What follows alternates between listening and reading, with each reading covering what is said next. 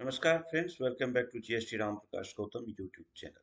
मैं हूं राम प्रकाश गौतम और आज हम लोग डिस्कस करेंगे एडवांस टैक्स के बारे में, जिसका लास्ट डेट है 15 मार्च 2024। आपके दिमाग में दो तीन क्वेश्चन इस पे आ गया होगा कि सबसे पहला क्वेश्चन कि एडवांस टैक्स है क्या, और लास्ट डेट जो 15 मार्च 2024 है ये कैसे है, क्योंकि फाइनेंशियल ईयर तो क्लोज होता है 31 मार्च को, लेकिन मैं बोल रहा हूँ 15 मार्च। अब आपके पास एक बहुत अच्छी से जानकारी होनी चाहिए कि पहली बात कि मैं किस फाइनेंशियल ईयर की बात कर रहा हूँ, ये सवाल आपके दिमाग में आना चाहिए। तो पहली बात समझ लीजिए कि ये फाइनेंशियल ईयर 23-24 यानी कि असेसमेंट ईयर 24-25 की बात मैं कर रहा हूँ, जिसका लास्ट डेट 15 मार्च 2024 है एडवांस टैक्स जमा करने का। क्लियर हो गया होगा पॉइंट आपका। अब लास्ट डेट जो 15 मार्च 2024 है, तो आपके दिमाग में एक ये चीज भी आएगा, जो बिगिनर हैं उनके दिमाग में ये चीज आएगा कि शायद मैं बात कर रहा हूं कि 31 मार्च 2024 को 31 मार्च 2024 को फाइनेंशियल ईयर 23-24 खत्म हो जाएगा। उससे 15 दिन पहले हम अपना टैक्स जमा कर रहे हैं, इसलिए इसको एडवांस टैक्स बोल रहे हैं। जो बिगिनर्स हैं उनके दिमाग में यही सवाल आया होगा, यही अंडरस्टैंडिंग बना होगा, लेकिन ऐसा नहीं है। एडवांस और टैक्स, टैक्स वर्ड के पहले आता है एडवांस, यानी कि टैक्स जो हम देंगे वो एडवांस में देंगे, पहले में देंगे। तो हम अब सबसे पहले ये समझते हैं कि एडवांस टैक्स क्या है, फिर आगे प्रोसेस जानेंगे कि कैसे जमा करना है, कब कैसे कैलकुलेशन होता है, ये सारी डिस्कस हम लोग इस वीडियो में करेंगे। तो मेरे साथ लास्ट तक बने रहिएगा। सबसे पहला सवाल होता है कि एडवांस टैक्स है क्या। देखिए, एडवांस टैक्स वो टैक्स होता है जिसको आप, एक तरह से जो एडवांस टैक्स है वो इनकम टैक्स है, लेकिन इनकम टैक्स का जो ये टैक्स है वो ड्यूरिंग द फाइनेंशियल ईयर, यानी इनकम के होने से पहले एस्टिमेटेड इनकम पर जो हम टैक्स देते हैं उसी को एडवांस टैक्स कहा जाता है। नॉर्मली बोलचाल के भाषा में आप इतना ही समझिए कि इनकम आने से पहले ही हम एक अंदाजा लगाते हैं कि मुझे इनकम कितना होगा इस साल, और उस पे हम इंस्टॉलमेंट में एक साल में 4 बार हम उसे प्रीमियम के रूप में, इंस्टॉलमेंट के रूप में इनकम टैक्स को जो हम जमा करते हैं उसी को एडवांस टैक्स कहा जाता है। यानी कि आपको इकट्ठे साल के अंत में नहीं देना है। अगर आपको 1 लाख रुपया इनकम टैक्स देना है तो ये नहीं है कि साल के अंतिम में देंगे, आपको 4 बार में पहले ही सरकार को जमा कर देना है। अब इस पे कानून क्या कहता है, क्या है कानून, ये समझिए। इनकम टैक्स एक्ट का सेक्शन 208 जो है, ये हमें बताता है एडवांस टैक्स किस पे अप्लीकेबल होगा। तो जो, और किस सिचुएशन में होगा। अगर कोई व्यक्ति सैलरीड पर्सन है, वो सैलरी लेता है, फ्रीलांसर है, प्रोफेशनल है, बिजनेस है, या कोई कंपनी है, उसकी टैक्स लाइबिलिटी उस फाइनेंशियल ईयर में, जैसे 23-24 अभी चल रहा है, तो 23-24 में उसको अगर 10,000 रुपया से ज्यादा देने का टैक्स बनता है तो उस व्यक्ति को एडवांस टैक्स जमा करना पड़ेगा। क्लियर हो गया होगा आपको। अब यहां पे देखिए कुछ कंडीशंस होते हैं, वो कंडीशंस भी आपको पूरे करने होते हैं, और कैसे देना है टैक्स ये अब अगला टॉपिक हमें समझना पड़ेगा। इसमें आपको 4 क्वार्टर में, 4 बार में एडवांस टैक्स जमा करना है। पहली बार जब आप अप्रैल, मई और जून, जो भी आपने अप्रैल, मई और जून में आकर के 15 जून तक आपको पहला क्वार्टर का टैक्स जमा करना पड़ेगा। और वो पहला क्वार्टर में कितना करना पड़ेगा? आपके इनकम पे जो आप एस्टिमेटेड इनकम टैक्स निकाले हैं उसका 15%, उसका 15% आपको जमा करना पड़ेगा 15 जून तक, यानी पहले क्वार्टर में, जो कि हम कर चुके हैं। सेकेंड क्वार्टर जो आपका आता है वो सितंबर में आता है, 15 सितंबर तक। इसमें आपको अपने टोटल टैक्स का 45% गवर्नमेंट को जमा करना पड़ेगा। थर्ड आता है 15 दिसंबर, यानी कि 15 दिसंबर से पहले आपको अपने टोटल इनकम टैक्स का 75% टैक्स जमा करना है, जिसको एडवांस टैक्स करते हैं। और सबसे लास्ट और चौथा क्वार्टर जो होता है वो ईयर एंडिंग से 15 दिन पहले, यानी 15 मार्च को आता है। और 15 मार्च को आपको 100% अपनी टैक्स लायबिलिटी जो है पूरी की पूरी क्लियर करनी पड़ेगी, पूरी की पूरी पेमेंट कर देनी पड़ेगी। ये है इसका फॉर्मूला, ये है इसका प्रोसेस। मैं आपको एग्जाम्पल एक्सेल पे ले जाके दिखाऊंगा कि कैसे आगे हम कैलकुलेट करते हैं। अब यहाँ पे कुछ लोगों को फ्री किया हुआ है। अगर कोई रेसिडेंट सीनियर सिटीजन है, कोई इंडिविजुअल, और उनकी एज 60 साल, 60 इयर्स या 60 ईयर्स से एबव हो जाता है, और कोई भी इनकम उनका बिजनेस या प्रोफेशन से नहीं है, तो वो एडवांस टैक्स पे करेंगे नहीं। या फिर जो व्यापारी, जो टैक्स पेयर प्रिजम्पटिव ऑप्शन को ऑप्टेड किए हुए हैं, यानी कि अगर कोई tax payer section 44 AD business या 44 एडीए प्रोफेशनल में है, तो उन्हें एडवांस टैक्स जो है वह एक इंस्टॉलमेंट में, यानी कि 15 मार्च से पहले जमा करना है। उनको 4 इंस्टॉलमेंट की जरूरत नहीं दिया गया है। ठीक है, अब हमने ये भी समझ लिया। अब हम आगे इसमें एक चीज समझते हैं कि अगर हमने एडवांस टैक्स जमा नहीं किया तो क्या होगा।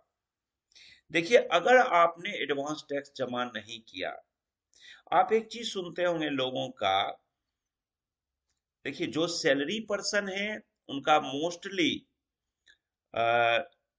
नौकरी में आपके कंपनी, आपके ऑफिस, आपका डिपार्टमेंट आपसे टैक्स काट ही लेता है, एडवांस टैक्स काट ही लेता है, टीडीएस जिसको बोलते हैं।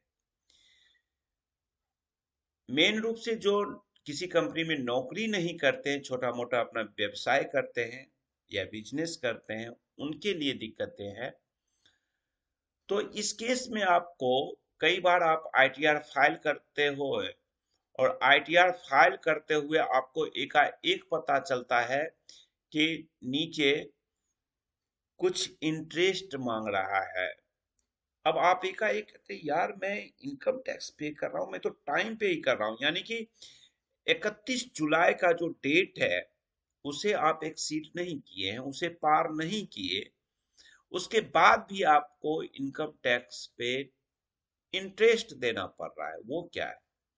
वो यही है कि आप उस समय पे थोड़ा ध्यान दीजिएगा तो पाएंगे कि अगर आपका 10,000 रुपया से ज्यादा इनकम टैक्स बन रहा है और आपने एडवांस टैक्स जमा नहीं किया है, या आपकी कंपनी ने टीडीएस नहीं काटा, या आपने गलत डिक्लेरेशन दे दिया था अपनी कंपनी में, अपने ऑफिस में, जिसके कारण वहां पे बच गए थे, बट अब आपका डिक्लेरेशन जो आपने दिया था अपना सेविंग का, इन्वेस्टमेंट का वो फुलफिल नहीं हो पाया था और आपका इनकम टैक्स ₹10,000 से एबव हो जाता है, तब आप देखिएगा कि इनकम टैक्स का रिटर्न भरते समय आप पे इंटरेस्ट वसूला जाता है।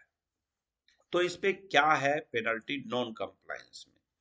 अगर आप एडवांस टैक्स जमा करना भूल जाते हैं तो इस पे सेक्शन 234 कैपिटल बी और सेक्शन 234 कैपिटल सी लगाया जाता है। अब यहाँ पे दो चीज देखिएगा, इस पे 1% का रेट ऑफ इंटरेस्ट होता है। कब से?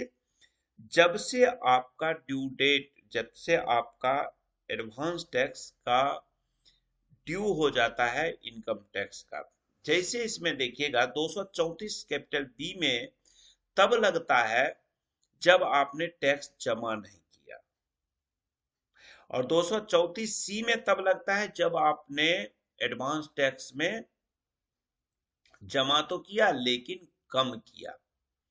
यानी कि मोटा मोटी आपको हर एक हाल में 90% तक टीडीएस तो हर हाल में एडवांस टैक्स जमा करना पड़ेगा। 90% तक अगर आप कर देते हैं तब तो ठीक है।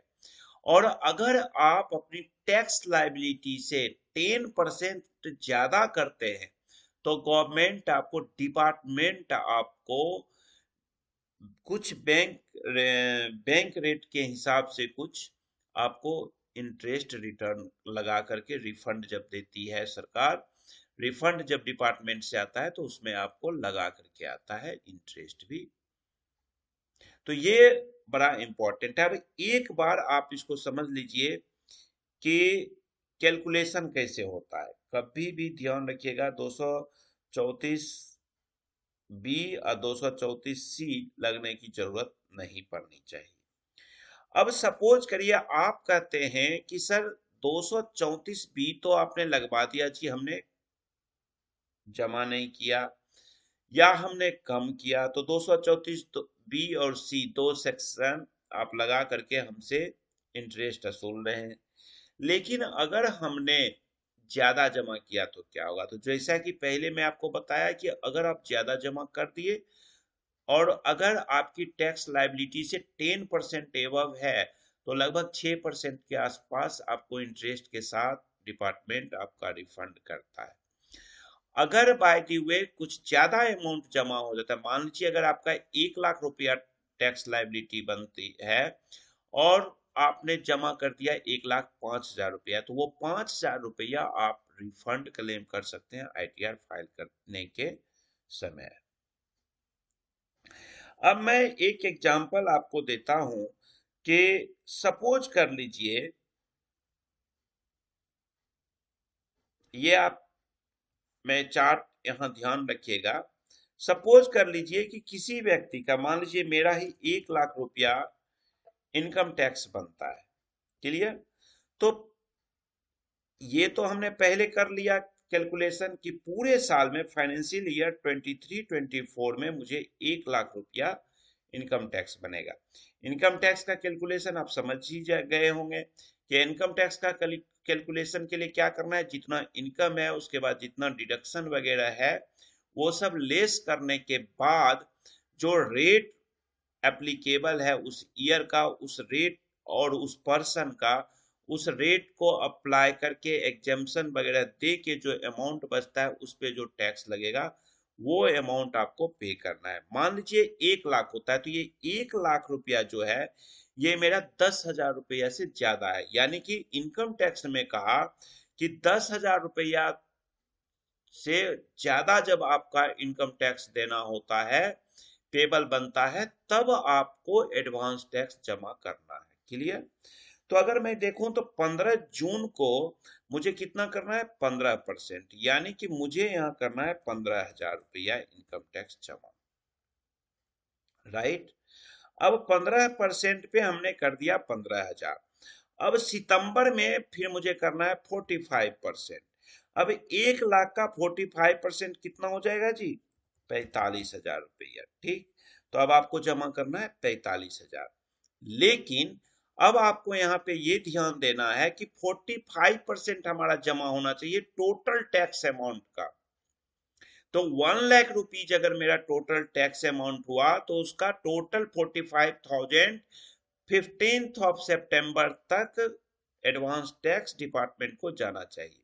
45,000 तो 15,000 इसमें से जो 1,00,000 रुपीज में सितंबर तक का रहा है 45,000, उसमें से आपने ऑलरेडी 15,000 15th जून यानी फर्स्ट क्वार्टर में फर्स्ट प्रीमियम यानी कि फर्स्ट इंस्टॉलमेंट ऑलरेडी आप जमा कर चुके हैं। तो इस केस में आपको क्या करना है, रुपीज 1,00,000 सॉरी रुपीज 45,000 माइनस आपको ये 15,000 यानी कि 30,000 रुपीज आपको यहाँ पे अब जमा करना पड़ेगा। ठीक है जी, ये आपका क्लियर। तो यहाँ पे जो होगा वो होगा 30,000 रुपीज अब जमा यहाँ पर होगा इसमें आपकी।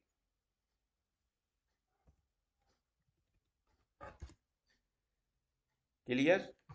अब आप यहाँ पे देखेंगे कि मैं थोड़ा साइज इसका बड़ा कर देता हूं ताकि आप लोगों को सबको पढ़ने में सही रहेगा।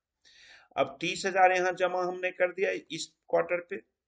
अब आपको फिर 15th ऑफ दिसंबर तक 75,000 यानी कि 1,00,000 का 75% हो जाएगा कितना जी, 75,000 रुपया। ठीक है।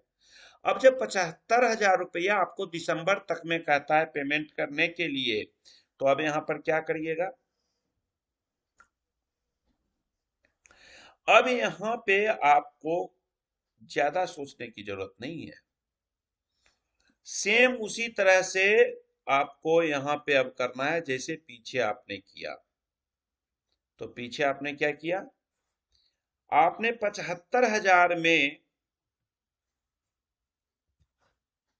15,000 पे कर चुके हैं और 30,000 पे कर चुके हैं। तो अब आपको करना है कितना, फिर 30,000।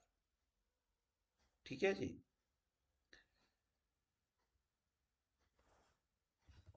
फिर आपको यहां पे करना है 30,000। अब आप देखिए यहां पे आके 75,000 ऑलरेडी हो चुका है जमा। क्लियर है आप लोग, 75,000 आपका जमा हो चुका है। अब आपका जो बैलेंस बचता है यानी कि 100% आपको करना है 15 मार्च तक, यानी 1,00,000 रुपया जो टैक्स बचता है उसका 100% 1,00,000 हुआ, यानी कि जो टोटल लाइबिलिटी 1,00,000 रुपया टैक्स की थी वो टैक्स की लाइबिलिटी आपको 15 मार्च तक खत्म करना है। तो अब 100% हो जाता है 1,00,000 रुपया, यानी कि 15 मार्च को आपको पूरा होना है 1,00,000 रुपये का।